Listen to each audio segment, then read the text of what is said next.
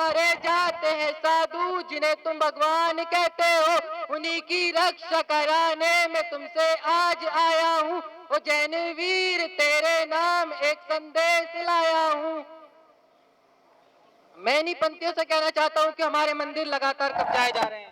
कभी सम्मेल शिखर पर कब्जे की कोशिश हो रही है, कभी गिरनार पर। जो हमारा गिरनार है वहाँ पे हम जय जिनेंद्र नहीं बोल सकते। वो मंदिर भी आज कब्जे में है। सम्मेल शिखर की कभी आंदोलन चल रहा है, पहले भी आंदोलन हुआ, अब भी हो रहा है। सरकार का कोई ध्यान नहीं है। सरकार हमारी बात को बहुत हल्के में लेती है और हमारे मंदिरों पे लगातार कब्जा हो रहा है। मैं यही कहना चाहूंगा कि हर किसी को अपने तीर्थ की, अपने साधुओं की रक्षा करने के लिए दृढ़ होना चाहिए, संकल्प होना चाहिए। मैं भी छोटा हूं तो विचार रखने में थोड़ी दिक्कत हो रही है, पर मैं अपने विचार रख रहा हूं। अहिंसा, अहिंसा की बात बहुत आगे आती है। अपने साधुओं की रक्षा करना, अपने धर्म की रक्षा करना, अपने समाज की रक्षा करना क्या हिंसा है? मैं पूछना चाहता हूँ, क्या हिंसा है अपने साधुओं की रक्षा करना, अपने धर्म की रक्षा करना, अपने तीर्थों की रक्षा करना? यह हिंसा नहीं है। हमें अपने साधुओं की रक्षा करनी चाहिए, अपने तीर्थों की रक्षा करनी चाहिए, अपने समाज की रक्षा करनी चाहिए और इसके लिए आगे बढ़ना चाहिए। अहिंसा किसी भी निर्दोष प्राणी को मन वचन काया से ना सताना अहिंसा है, परंतु जो धर्म के विरुद्ध, समाज के विरुद्ध, संतों के विरुद्ध और राष्ट्र के विरुद्ध कार्य करते हैं, उनको मुंह तोड़ जवाब देना चाहिए। हमें इसके लिए आगे आना चाहिए। मैं यही कहना चाहूंगा कि सरकार का ध्यान हमारी तरफ आए और वो सम्मेल शिखर के जो सूचना उन्होंने करी है, उस सूचना को जल्दी ही रद्द करे और हमारे जो अन्य तीर्थों पे भी कब्जा कर रखा है उन पर भी ध्यान दे। जो हमारा है वो हमारा है, उसको हम लेकर ही रहेंगे।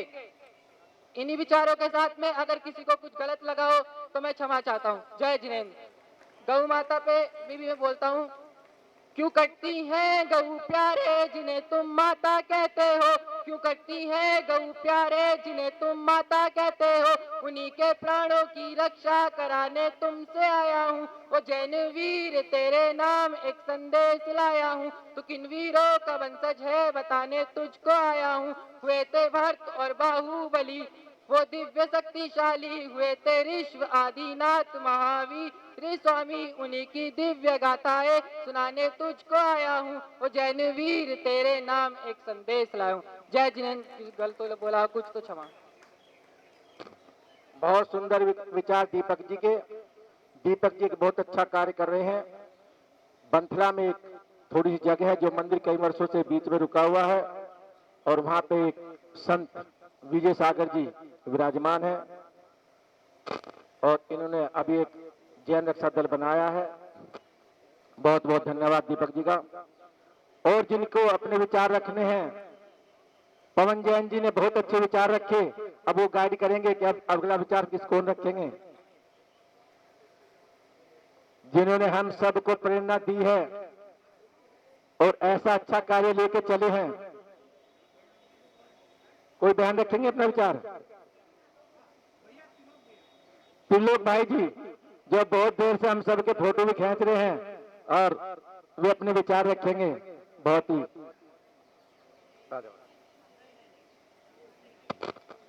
सभी को सादर जय जिनेंद्र। बोले आचार्य विद्यासागर जी महाराज की, बोलो सभी साधु संतों की, बोलो वीर सागर जी महाराज की, विजय सागर जी महाराज की, मंच पे विराजे सभी साधुओं की और सज्जनों की जय हो। आदरणीय पवन आज की जय। हमारे पवन जी जय। हम भाईचारा, कल्याण हो, कल्याण हो, जय हो, जय हो, जय। बंधुओं सादर जय जिनेंद्र। और मुझे आज अत्यंत प्रसन्नता है कि आदरणीय पवन जी ने एक बहुत शानदार यहाँ जंतर मंतर दिल्ली के हृदय स्थल पर एक आगाज किया है कि हमारा सम्मेल शिखर जो हमारा है उसको पर्यटन स्थल न बनाए, पिकनिक स्पॉट न बनाए, वन क्षेत्र घोषित न करें। हमारा जो तीर्थ है आज से नहीं हजारों हजारों साल से तीर्थ है, उसको छेड़े नहीं, और जहाँ पर लाखों मुनियों ने जहाँ मोक्ष प्राप्त किए हैं उसको यथास्थिति बने रहने दें। वैसे ही गवर्नमेंट का कानून है कि सन 47 में जो स्थिति अगर की प्राचीन स्तर तीर्थ की रही है तो वही रहेगी, उसको परिवर्तन नहीं किया सकता, वो अपने आप में पुरातत्व हो जाता है। तो मेरा निवेदन है कि हमारे तीर्थ की रक्षा के लिए जन जन को, जैन के अजैनों को भी आना चाहिए आगे, क्योंकि सब हमारे भाई, हम उनके साथ ही रहते हैं। तो कोई नहीं चाहेगा कि हम कोई किसी दूसरे को तीर्थ को छेड़े या अन्य किसी के तीर्थ में परेशान करें, तो हमें अपने तीर्थ को क्यों परेशान किया जाता है। हम शांति से अपने कार्य करते हैं, अपनी भावना प्रकट करते हैं, अपने धार्मिक आयोजन करते हैं। दूसरा निवेदन है गौ माता का बचाव। आज स्थिति ये है, हमने 1999 में आचार्य विद्यासागर जी के मार्गदर्शन निर्देशन में आशीर्वाद से जो एक बीड़ा उठाया था, आज 20 राज्यों में गोहत्या बंद हो गई है। हम चाह रहे हैं मात्र कुछ राज्यों में और गोहत्या हो रही है, रुक जाए। जहां जहां गोहत्या बंद हुई है आप देखिए वो राज्य अपने आप में तरक्की कर रहे हैं, और जहां गोहत्या हो रही है वो बिल्कुल कगार की स्थिति में, मतलब कहते हैं कि दयनीय स्थिति में, दरिद्रता की स्थिति में है, और वहां पर बहुत पिछड़ापन है। इस बात को समझना चाहिए कि गौ माता एक जीव न होकर पूरे हिंदू समाज में एक 32 करोड़ देवी देवताओं का वास माना गया है।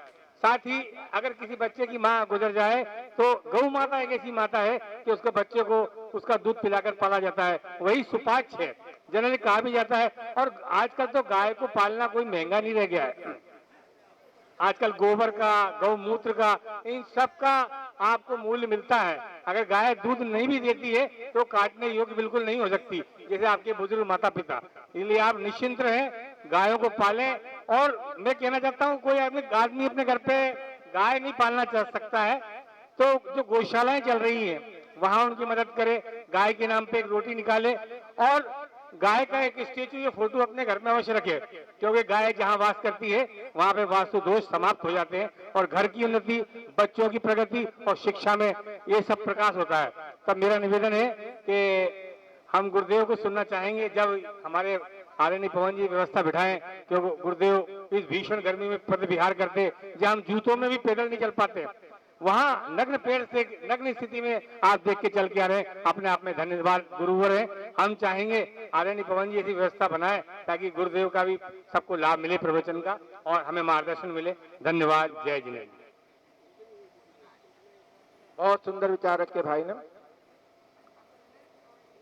हम सब यहाँ पर दिल्ली के जंतर मंतर पर मोदी जी को अवगत कराने के लिए आए हैं कि हिंदुस्तान में जितने भी धार्मिक स्थल हैं सबको पवित्र बनाओ, मांस मदिरा का विकरण बंद कराओ और गौ माता को राष्ट्र माता बनाओ। इन्हीं विचारों को हम सब मिलकर रख रहे हैं यहाँ पर।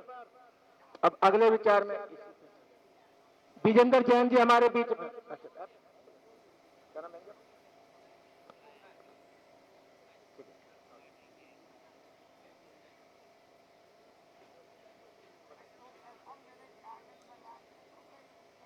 दीपा जैन जी है महिला मंडल से द्वारका से, वो अपने विचार रखेंगे। पहले आ जाओ।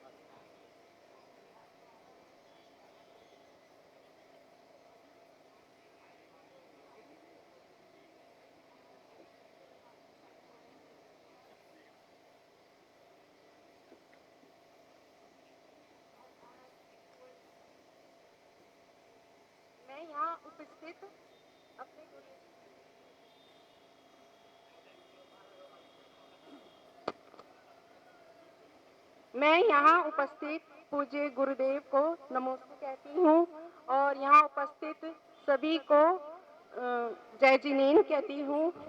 मैं यहाँ पर शांतिपूर्वक जो धरना हो रहा है उसका एक अंग बनने आई हूँ।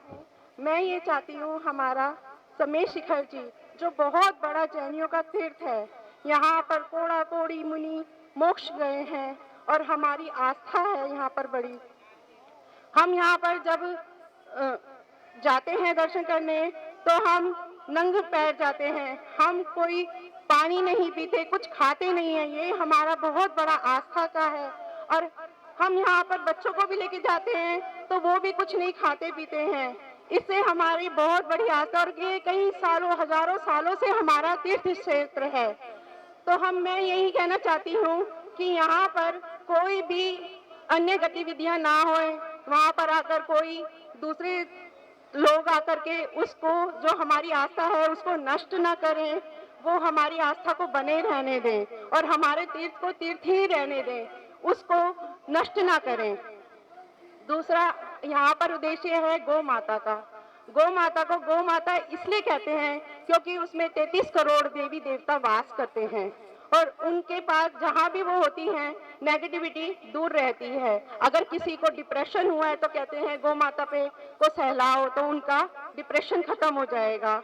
और उनका जो मूत्र है वो भी कई औषधियों में काम आता है और उनका जो गोबर है वो भी खाद के रूप में यूज होता है और उससे घरों को लेपा जाता है नेगेटिविटी दूर करने के लिए। और जो उनका दूध है वो तो एक अमृत तुल्य है। अगर जब बच्चा पैदा होता है और उसकी माँ उसको दूध नहीं पिला पाती तो गौ माता का दूध पिलाया जाता है। गौ माता के दूध से बने घी से कई तरह के रोग नष्ट होते हैं, आंखों की नेत्र ज्योति बढ़ती है, अच्छा कई तरह की बीमारियां दूर होती हैं, इसलिए वो हमारी माता है। और मैं ये चाहूंगी कि वो जब हमारी माता है, माँ तुल्य है, माँ के बाद उन्हीं को ही माँ कहा गया है, तो वो हमारी माँ तुल्य, तो हम उन्हें बचाएं, उनका संरक्षण करें, उनकी जो भी उनके लिए हम जो कर सकते हैं वो करें हम। यही मेरी आप सबसे यही विनती है कि हम गौ माता को बचाएं। जय जिनेंद्र। धन्यवाद बहन जी। सभी इस नेक काम में हिस्सा लेने के लिए आए, आप सबका धन्यवाद। विजय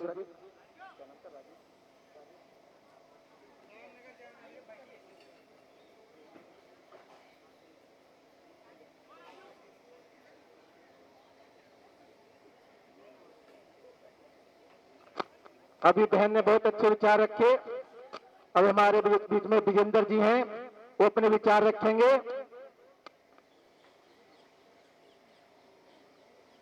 आज हमारे विचार दो ही चीजों पे हैं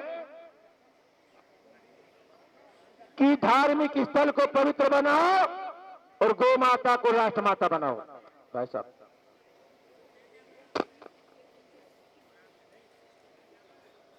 बोले जैन धर्म की। आपकी इतनी हल्की आवाज से अध्यादेश क्या रद्द हो सकता है क्या? क्यों भैया, आपकी इतनी हल्की आवाज से हो जाएगा क्या? जरा एक बार तेज आवाज आपकी होनी चाहिए, जो आपकी आवाज इस जंतर मंतर से सरकार के कानों तक पहुंच जाए। बोले जैन धर्म की, विश्व धर्म की, महावीर भगवान की, श्री सम्मेश जी शिखर तीर्थ क्षेत्र की, परम पूज्य मुनि श्री विजय सागर जी महाराज की, पूज्य श्री राजेंद्र विजय जी महाराज की। बंधुओं, आज हम जिस चीज के लिए यहां पर एकत्रित हुए हैं, आज वो विषय अक्षरशः हमारे हृदय में बैठ जाना चाहिए। बंधुओं, 22 अगस्त 1984 को बिहार सरकार द्वारा एक अध्यादेश जारी हुआ था, क्योंकि उस समय जो हमारा तीर्थ क्षेत्र श्री सम्मेश शिखर जी है वो बिहार सरकार के अंतर्गत आता था, बिहार राज्य में आता था।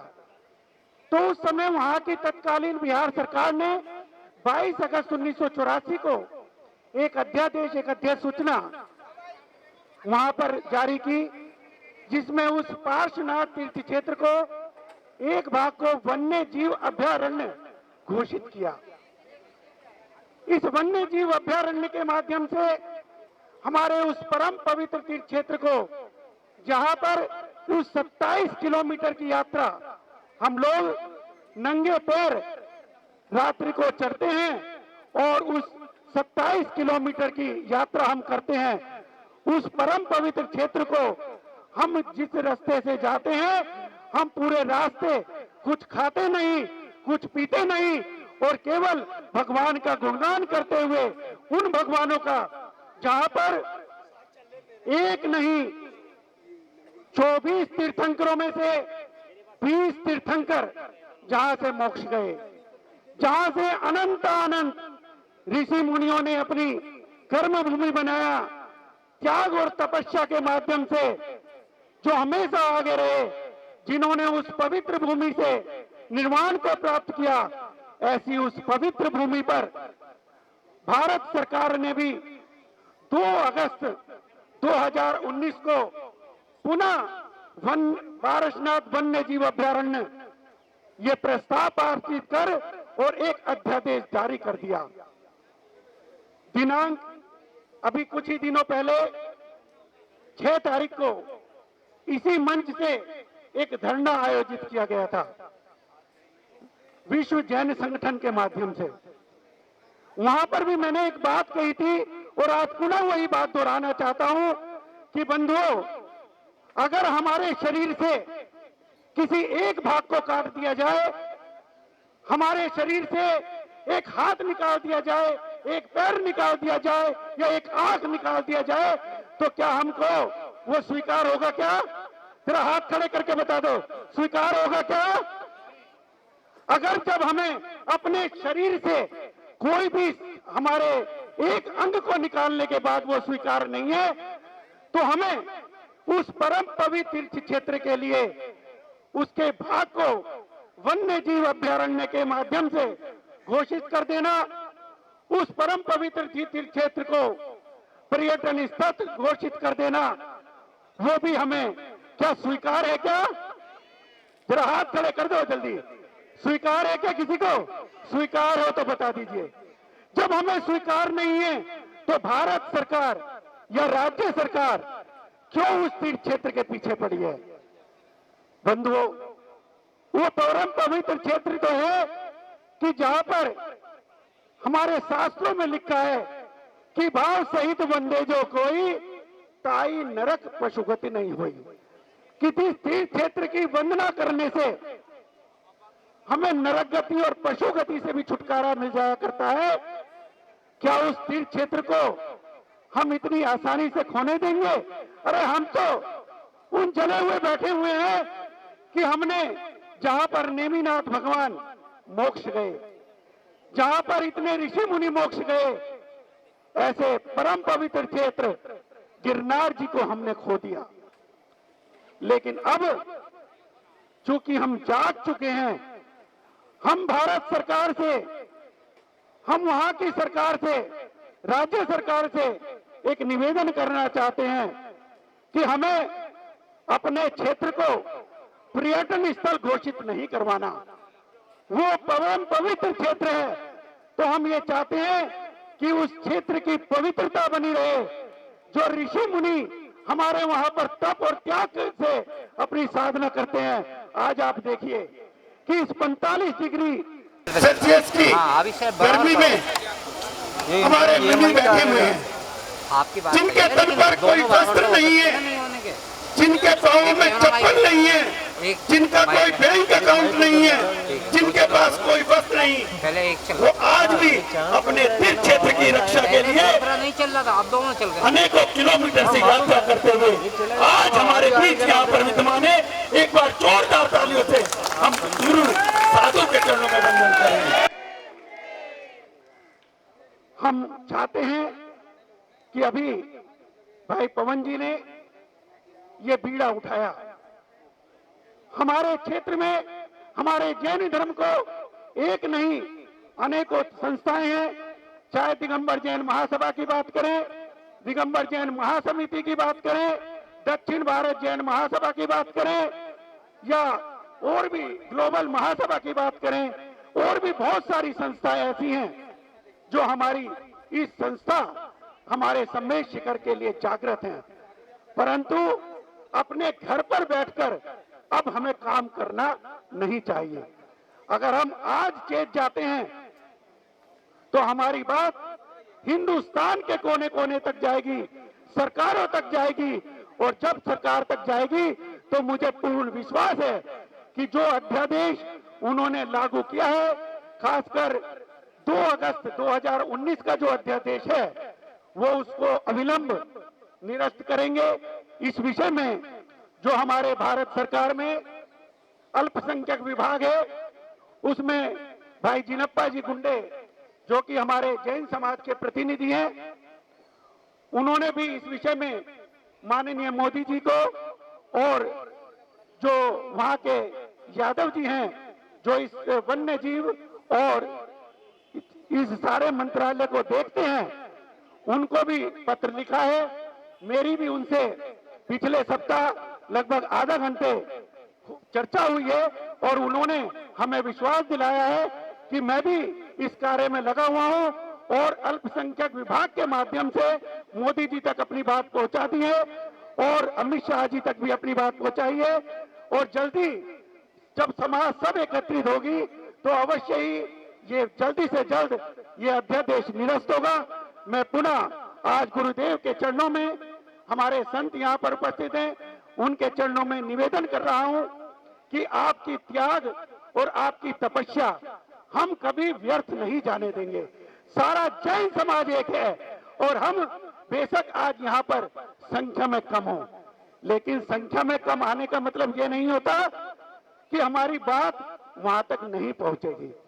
बंधु कि मैं अक्सर एक बात कहा करता हूं कि वह पथ क्या पथिक सफलता क्या, वह पथ क्या पथिक सफलता क्या, जिस पथ में बिखरे शूल न हो, नाविक की धैर्य परीक्षा क्या, यदि धाराएं प्रतिकूल न हो। प्रतिकूल धाराओं में भी हम अनुकूलता का वातावरण प्रस्तुत करें। अरे जब हमारे सामने अनुकूलता होती है तो हम अवश्य आगे बढ़ जाते हैं। आज अगर 1 लाख का मंच होता या 50,000 का मंच होता तो हो सकता है हम और जल्दी आ जाते, लेकिन भाई पवन जी बेशक एक हैं, लेकिन उनके साथ हम एक और एक करके 1 और 1 11 हुए, 111 बने, फिर 1011 बनेंगे और इस तरीके से हमारी संख्या बढ़ती चली जाएगी और हम अपनी बात को सरकार तक पहुंचा पाएंगे। इसीलिए प्रतिकूल धाराओं में भी अनुकूलता का वातावरण प्रस्तुत करें। जहां कहीं भी, चाहे कोई भी संस्था हो, कोई भी संस्था हमारे क्षेत्र के लिए काम करेगी, मैं विश्वास दिलाता हूं हम उसी संस्था के साथ लगे हैं। मैं अखिल भारतवर्षीय दिगंबर जैन युवा परिषद की ओर से और समस्त यमुना पार दिगंबर जैन समाज, जिसके 70 मंदिर जिसके अंतर्गत आते हैं, उन समस्त मंदिरों की ओर से और समस्त दिल्ली जैन समाज की ओर से मैं विश्वास दिलाता हूं कि हम लोग इस कार्य के लिए भी लगे हुए हैं। और हमारे जैन धर्म संरक्षण महासंघ के अंतर्गत हमारे अध्यक्ष भाई सुनील जी, महामंत्री भाई शरद जी यहाँ पर उपस्थित हैं। वो अवश्य ही हम बहुत जल्दी मंत्रालय से और जितनी भी प्रमुख संस्थाएं हैं वहां पर उनसे मिलेंगे और आपकी भावनाओं को, और जो सबकी भावना ये है कि सम्मेद शिखर पवित्र तीर्थ स्थल घोषित हो, उसके लिए प्रयास करेंगे। आप सभी यहाँ पर आए, सभी के लिए पुनः पुनः धन्यवाद। जय जिनेन्द्र।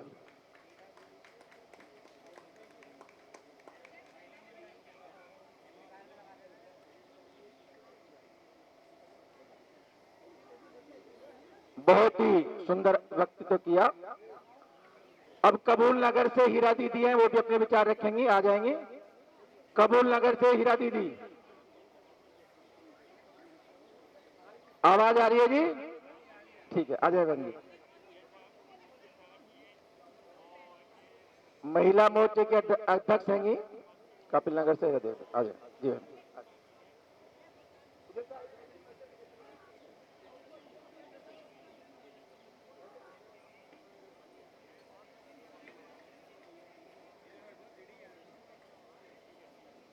आज हम जंतर मंतर पर धर्म स्थल को पवित्र स्थल बनाने के लिए, गौ माता को राष्ट्र माता बनाने के लिए हम सब एकत्रित हुए हैं। आए बहन जी, आ जाए बहन।